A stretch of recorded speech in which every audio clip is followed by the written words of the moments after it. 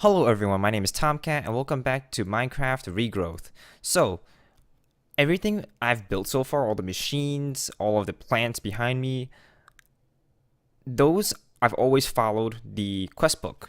So you can see all the machines here, I've always followed the quest line, but there's something that I always wanted that still has not shown up in the quest book. So we're going to deviate from that. We're just going to go off on our own and make what I really want, which is the multi-farm. It's a forestry thing. It's pretty much, you can farm crops, you can farm, specifically what I want is trees, because I need saplings to ferment, I need apples to put in the squeezer. This is new, by the way, so I'll show you guys a little later. And I also need wood because I'm really low on oak wood. I did get some spruce wood, but it's gonna run out soon too, so I want an automated way to get wood. But let's take a look at the squeezer. This is new. So before, the fermenters were connected to the water pipe over there, came around to the back and connected up here where it splits off, top and bottom. I just disconnected that, and now the fluid that will now go into the fermenter will be fruit juice from the squeezer. I have not ran this yet, but I know how it works. Pretty much you just put apples in, give it power, and it'll just make fruit juice automatically. So it does need power, like I just said, so I just daisy chained the quartz kinesis pipe from this fermenter still set up and just pull it all the way around and underneath the squeezer. Now, to feed the squeezer with things like apples, I made another loop of pipe. So over here, this wooden transport pipe will keep pumping out apples from this chest over here. It's empty right now, but imagine there were apples in here. It would keep pumping it out, go around down here. At this junction is a 50-50 chance that the apple will continue along the pipe or go into the squeezer. And then the ones that continue down the pipe will just go back, right back into the chest. So I can always leave this on. It will keep pumping apples in a loop. And if the squeezer is empty, then there's a 50% chance that it will go into the squeezer. So that's my little setup for that. I would have built or incorporated the squeezer to this setup over here, this compact setup with the fermenter and still, but as you can see, I'm out of room. I've got one block left up against this wall, and although maybe if I try really hard, I can get it to fit in this one block gap, it's going to be really hard for me to access this backside, because right now I'm using this one block gap to walk back and forth, and it's going to be a pain in the butt for me if I have to keep jumping over this machine, jumping around. It's nah. I'll redo this entire setup when I move this out of this second floor. I eventually will move this into its own building, probably next to the multi-farm, which that will come later. Anyway, back here, you might remember my iron tank from Railcraft was in this corner, except that after I stopped recording, I started building the pipe to connect this the ethanol from the still to that tank. And I was thinking, why am I trying to get the pipe to go diagonally across the room? So I broke the coke oven, I broke the tank, and I switched their places. So now the iron tank is on the same side, and the pipe just, nicely follows along the roof, ceiling, and into the tank. So that's that. But yeah, let's go and make that multi-farm. So, multi-farms, as I mentioned earlier, is a multi-block structure. The smallest farm, which is what I always make, is 3 by 3 base with 4 blocks tall. So in total, I need 36 blocks. So a lot of these recipes all require this farm block. So I need 36 farm blocks. Now, if you look at the recipe over here, I can make all of this. This is easy. Actually, I already have it all set up too. Except this electron tube. This requires a machine called the thermionic fabricator. So let's look this up. Thermionic fabricator. Requires 1 sturdy casing, 1 chest, 4 gold ingots, and 3 pieces of glass. So I believe I have that here. Yep. Let's make the thermionic fabricator. Boop. Whoops. And chest in the bottom, gold in the corners, and glass everywhere else. There we go. Thermionic fabricator. Let's head upstairs and connect this thing up. Now, this is not the first time I've built a multi-farm. I know thermionic fabricator is a power drain, because the way it works is here. Actually, let me demonstrate it to you instead of explaining it. I need a quartz pipe. Hang on. Quartz pipe. Where's my quartz pipe? There we go. 1 quartz. I believe I need some glass. Oops, not there. I don't know how much I need. I'll just grab a bunch. 21. All right. And let's pull up the recipe for the farm block again. Farm block, tin electron tube. So to make a tin electron tube, I need 5 pieces of tin and 2 pieces of redstone. So let me grab that. I'm also going to grab that. And let's connect the thermionic fabricator up. Oops. There we go. Just ate a bunch of power. No recipe. All right. So if I remember correctly, you put glass up there or sand? Was it sand or glass? Hang on. Yep, glass. So you put glass or sand. Actually, it works both ways. All right.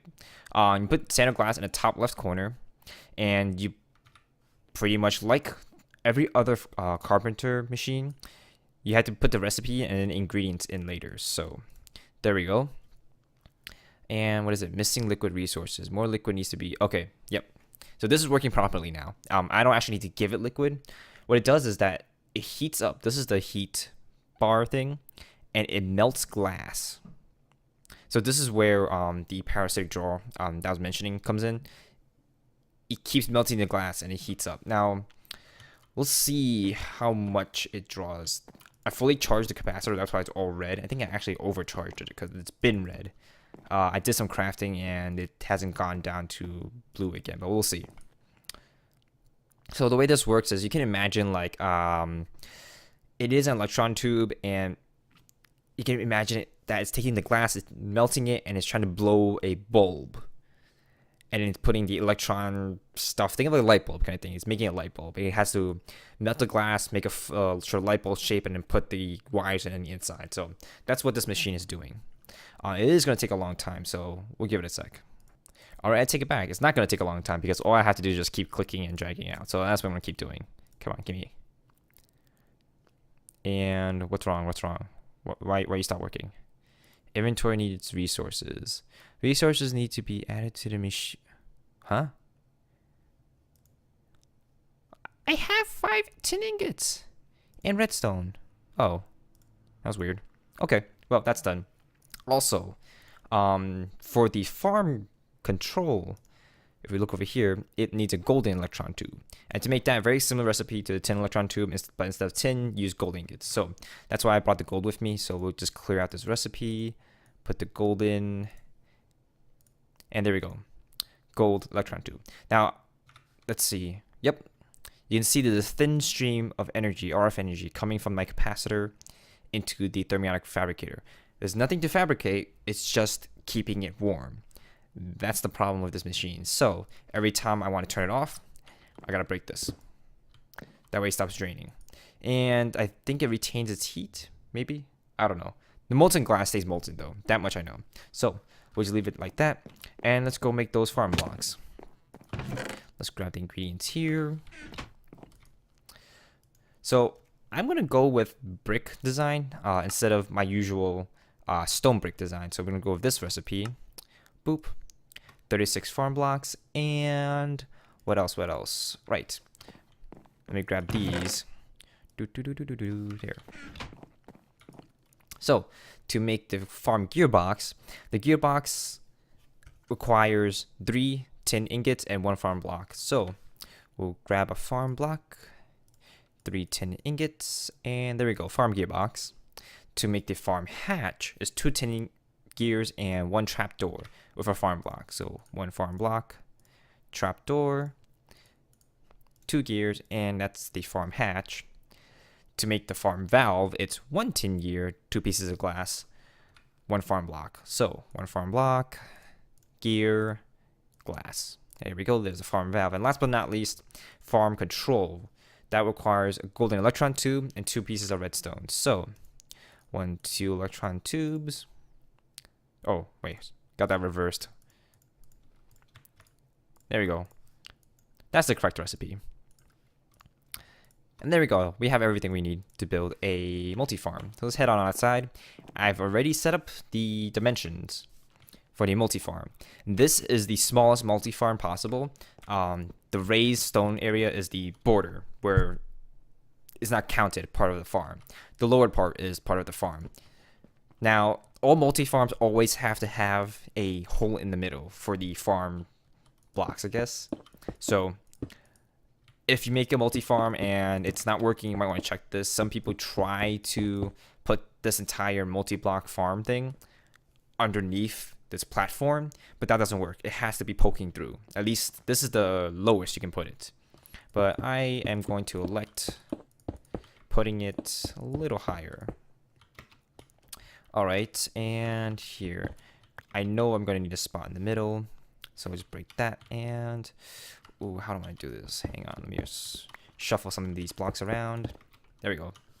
So let's place the farm control down the middle. Farm hatch over there. Gearbox can go, oh, I don't know, here? Farm valve there. There we go.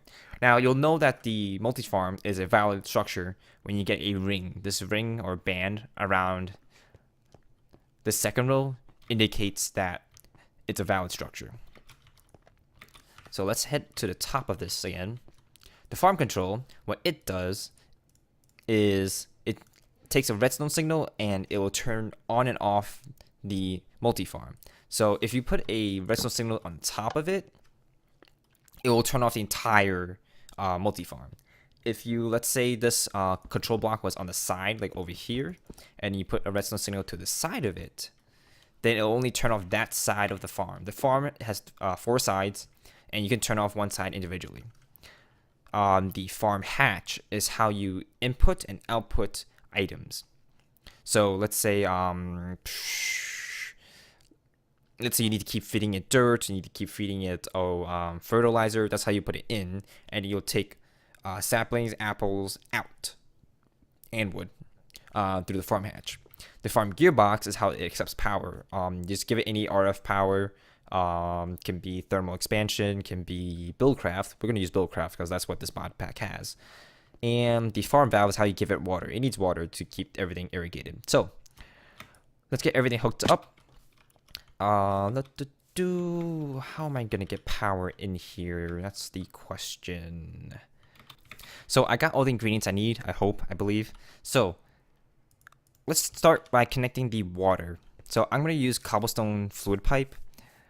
Reason is that I do not want the multi-farm pulling too much water from my system above. So by giving a cobblestone fluid pipe, the maximum cobblestone fluid pipe can transport is 10 millibuckets per tick. So if they're competing for water, most of the water should go up to my second floor instead of the multi-farm. If there's ever a balance problem thing, I'll start tweaking the pipes around. But for now, I'm going to use cobblestone. So let's see, where do I want to connect this? Ooh, let's start from the farm. So where's the farm hatch? Or farm valve, rather. Here's the farm valve. Let's start placing this up. How high do I want this to be, actually? That's about high enough, right? So, what I'm worried about is that the trees do grow decently tall, so I want all the pipes and stuff to go over the trees. So let's see. Let's actually go a little higher. Let's see if we can get back up. There we go. Dang it. Really? I did not hit the ground too hard. Stupid ender pearl. Ugh. Alright. Let's try this again. Alright, got my stuff back. Let's try that again. Alright, so I have the fluid pipe now connected to the golden pipe over there. So you can see some of the water is now flowing down and it will trickle down to the farm. Now, let's work on connecting power to the farm gearbox.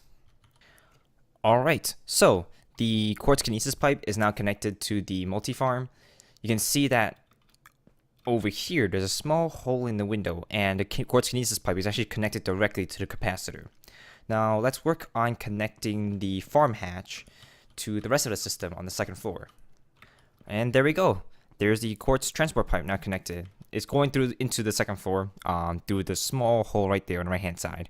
Now, while connecting all the pipes up, I kind of realized that you can see up here at the top there's a bunch of like tangle where the pipes are trying to go around each other, and it's I'll fix this off camera for next time. But yeah, you get the general idea. Connect power, connect water, and connect transport pipes to the farm block. Now, last thing I need to add is, whoops, come on. There we go.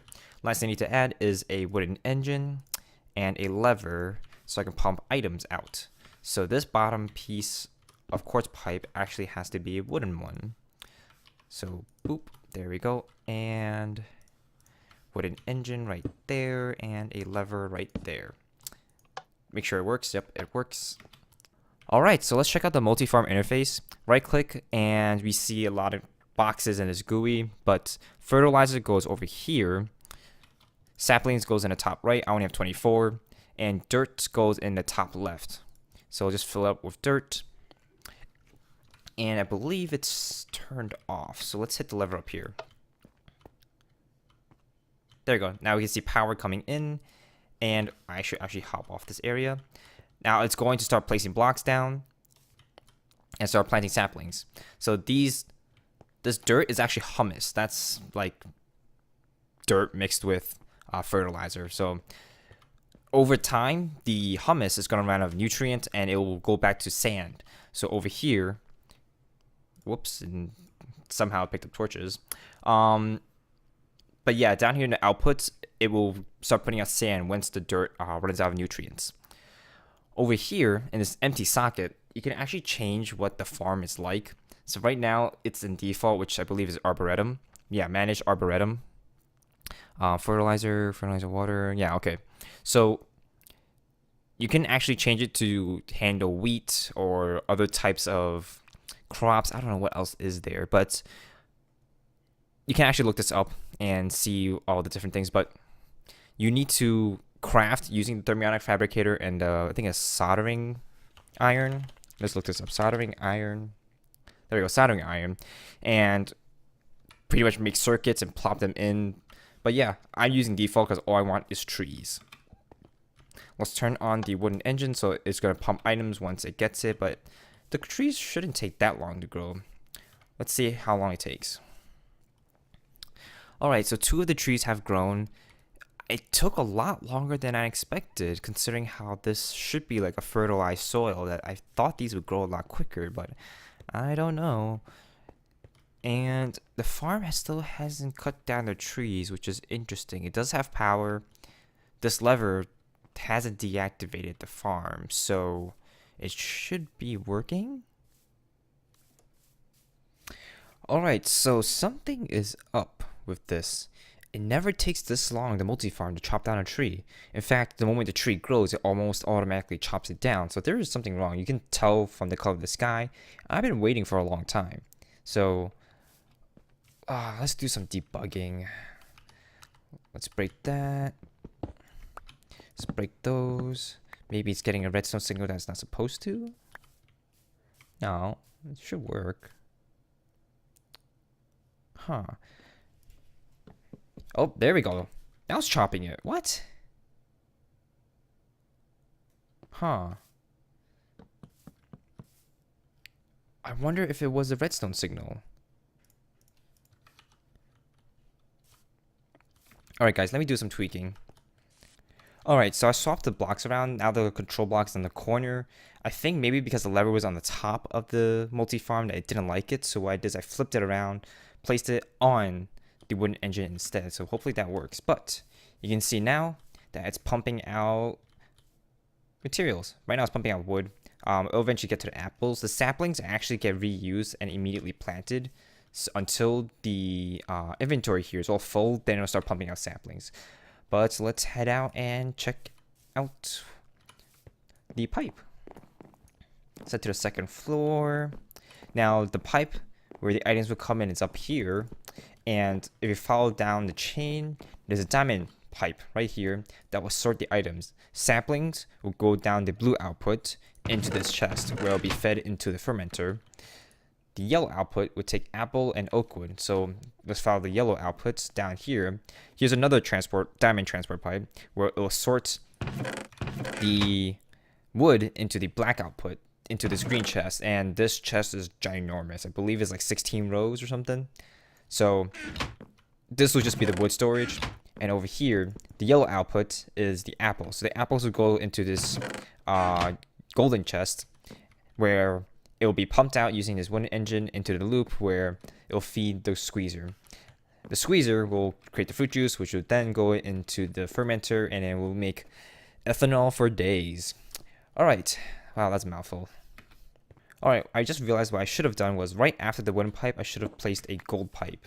Because right now, the quartz pipe is a low drag pipe, but only if the items are accelerated to that low drag speed. So you can see items are slow, then accelerated by the golden pipe, and they will flow quicker down to the chest over there. Why I want it like that is because I do not want too many items in the pipe at a time. Eventually, when this thing starts going up full speed, there's going to be a lot of items flowing down the pipe. It's a lot of entities that the game users keep track of, and it does contribute to lag. Now, this is a single player world for me, but this is a habit that I have where just minimize lag in general. But looks like the items have slowed down by quite a lot. Huh. I might have to replace this quartz pipe with golden pipe. Yeah, the items are just slowing down. Alright, that's something I'll do off camera. But yeah, that's the multi-farm, all done. But that's it for today. Thank you guys so much for watching, and I'll see you guys next time. Bye-bye.